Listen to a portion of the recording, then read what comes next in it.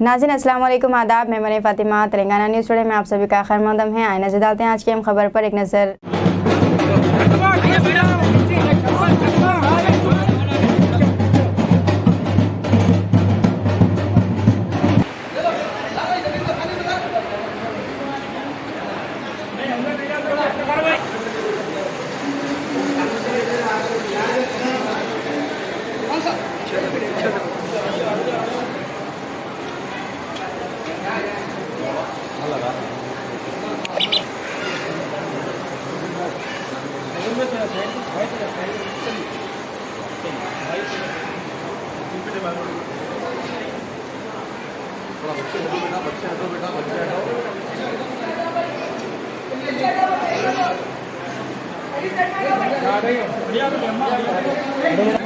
मुझे भाई मोइन भाई ले लो भाई एक मिनट जरा हटो भाई एक मिनट भाई भाई आइए आप सामने आइए।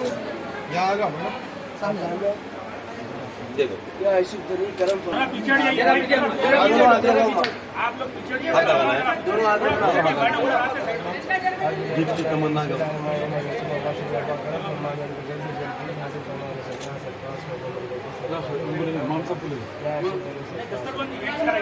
अच्छी बात है पुलिस को सुन रहे हैं देश की राहों में मिल रहे हैं।